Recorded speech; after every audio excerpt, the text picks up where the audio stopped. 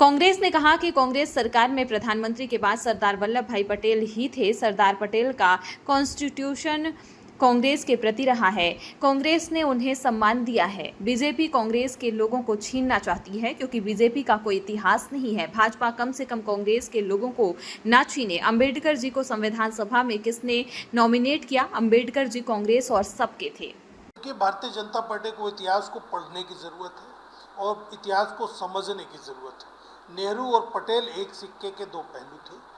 दोनों की मिलीजुली राय होती थी, कहीं कोई मत में अंतर नहीं होता था। असहमतियां हो सकती हैं किसी भी दल में, लेकिन ये भी तो भारतीय जनता पार्टी को याद रखना चाहिए कि सरदार पटेल का भारतीय जनता पार्टी या जनसंघ के बारे में क्या मत था।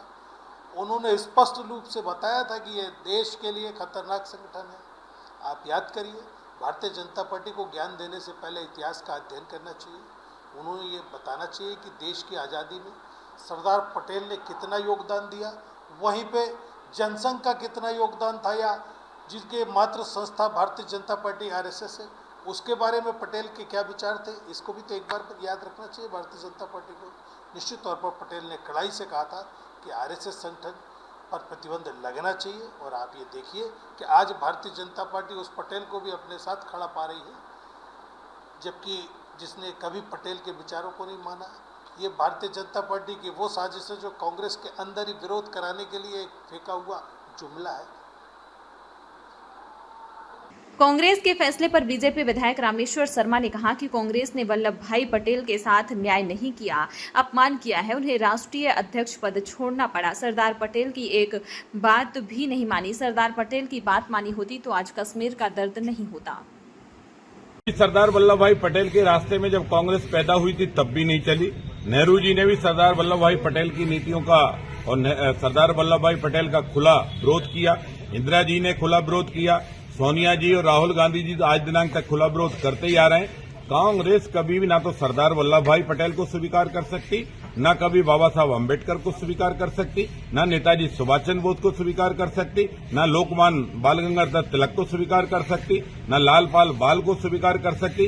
कांग्रेस जो है उन देशभक्तों का हर हमेशा अपमान करती रही है जिनने जीवन पूरा देश के लिए दिया है। सरदार वल्लभ भाई पटेल हों, बाबा साहब अम्बेडकर हों, नेताजी सुभाष चंद्र बोस हों, लालपाल बाल हों, लोकमान्य तिलक हों, ये सब वो महापुरुष थे। इनने हर हमेशा खुले चोट पर कहा हम रहे ना रहे ये देश रहना चाहिए, और नेहरू जी ने हर हमेशा कहा देश रहे ना रहे मेरी सत्ता रहना चाहिए। और इसी का परिणाम हुआ कि देश का विभाजन हुआ, और इसलिए देश के विभाजन में भी अगर कोई दो दोषी हैं तो एक जिन्ना, एक पंडित जवाहरलाल नेहरू। दोनों सत्ता के भूखे थे। दोनों की भूख के कारण भारत माता का विभाजन हुआ।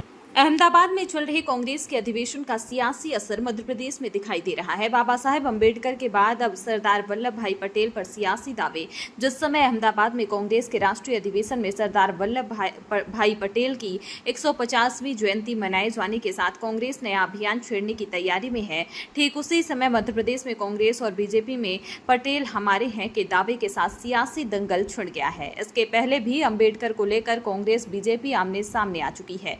मुझे लगता है कि 15 महीने की काली कमलनाथ सरकार का जो बोझा है वो सदैव कमलनाथ जी के कंधों पर रहेगा। ऐसे में कांग्रेस को अगर लगता है कि अब उनके खर्चों को उठाने के लिए वापस से उनको कमलनाथ जी चाहिए, तो ऐसे कमलनाथ जी उनको मुबारक हो।